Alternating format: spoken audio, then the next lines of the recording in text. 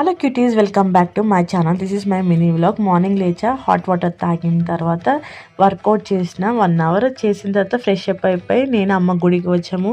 గుడికి step on అవుతేనే ఒక peaceful vibe, positive vibe, ఆ ఓరా చాలా బాగుంటుంది.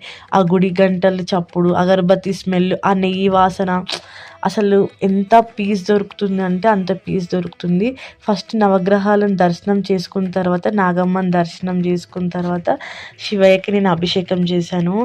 అసలు మీకు ఏదైనా డిప్రెషన్లో ఉన్నా, మనసు బాగాలేకపోయినా, మీరు స్నానం చేసి గుడికి వచ్చి ఒక 10 నిమిషాలు కూర్చోండి, ఆ పీస్ అనేది మీకు ఇన్స్టెంట్గా దొరుకుతుంది. అండ్ గుడికి నుంచి వచ్చిన తర్వాత నేను అమ్మ టీ తాగుతున్నాము.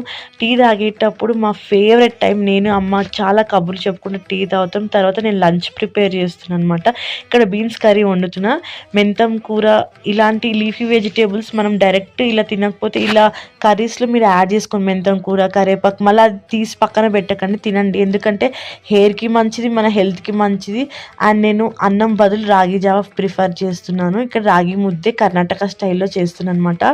అండ్ అన్నంలో బలం లేదు అంటారు, అన్నం తినాలి. ఎందుకంటే మనం పూర్వకాలం నుంచి ఏది వస్తుందో అదే తినాలి. కానీ నేను ఇంకా హెల్తీగా తిందామని చాలా రాగి ముద్దే అండ్ కర్రీ డైలీ తింటాను అనమాట. అండ్ ఆడపిల్లలకు చాలా బలము. అండ్ ఇది చేసే ప్రాసెస్ ఈజీయే, కానీ కొంచెం తిప్పడమే కష్టం అన్నమాట. చాలా బలం పెట్టి తిప్పాలి. చాలా టేస్టీగా ఉంటుంది, హెల్తీ కూడా.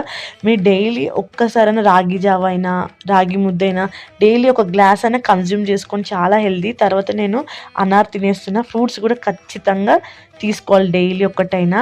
అండ్ రాగి ముద్దే, బీన్స్ కర్రీ విత్ మెంతం, కరేపాకు, అండ్ నేను కీర తింటున్నా. చాలా చాలా టేస్టీగా ఉంది, హెల్తీ ఫుడ్. ఏదైతే తింటామో అలా మనం కనిపిస్తాము. హెల్తీగా తింటే హెల్తీ కనిపిస్తాము, జంక్ ఫుడ్ తింటే జంక్గానే కనిపిస్తాము. So eat healthy, stay healthy. And కొంతసేపు నేను రీల్స్ చేశాను. అండ్ అంతే గైస్, ఈ మినీ వ్లాగ్స్కి బాయ్.